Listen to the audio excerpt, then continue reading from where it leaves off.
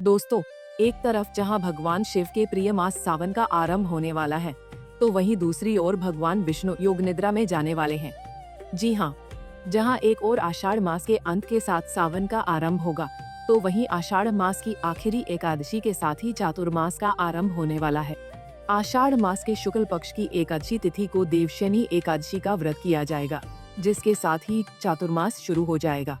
धार्मिक मान्यताओं के अनुसार जब तक चातुर्मास का समय होता है, तब तक किसी भी प्रकार के मांगलिक कार्यक्रम का आयोजन नहीं किया जाता है। ऐसे में दोस्तों, चलिए आज की इस वीडियो में जानते हैं कि क्या है चातुर्मास, कब से लेकर कब तक रहेगा इसका समय, और इस दौरान मांगलिक कार्यक्रमों पर क्यों रोक लगा दी जाती है। हिंदू पंचांग के अनुसार चातुर्मास का आरंभ आषाढ़ मास के शुक्ल पक्ष की एकादशी तिथि यानी कि देवशयनी एकादशी से हो रहा है, जो 25 जुलाई को मनाई जाएगी।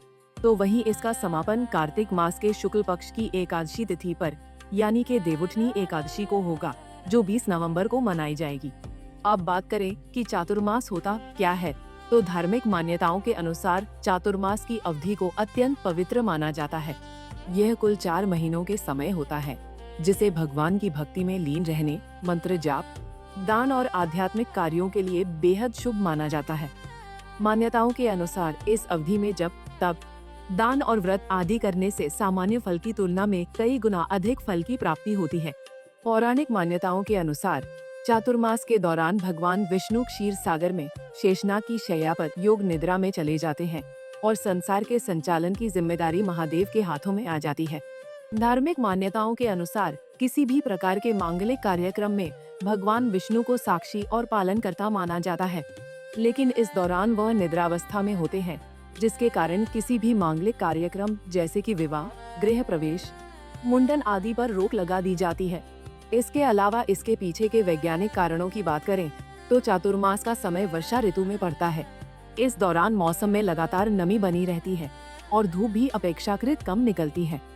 ऐसे वातावरण में सूक्ष्म जीवों, कीट पतंगों और रोग फैलाने वाले जीवाणुओं के बढ़ने की संभावना अधिक मानी जाती है। वहीं आयुर्वेद के अनुसार इस मौसम में शरीर की पाचन क्षमता भी पहले की तुलना में कमजोर हो सकती है। इसी वजह से चातुर्मास के दौरान हल्का, सात्विक और सुपाच्य भोजन करने तथा समय समय पर व्रत रखने की परंपरा बताई गई है, ताकि शरीर स्वस्थ रहे और रोगों से बचाव हो सके। बताते चले कि धार्मिक मान्यताओं के अनुसार इस अवधि में तामसिक भोजन, क्रोध, झूठ, नशा और अनैतिक कार्यों से दूर रहने की सलाह दी जाती है। कई श्रद्धालु इन 4 महीनों में विशेष व्रत, संयम और ब्रह्मचर्य का पालन भी करते हैं। माना जाता है कि ऐसा करने से मन शुद्ध होता है और भगवान विष्णु तथा अन्य देवी देवताओं की कृपा प्राप्त होती है।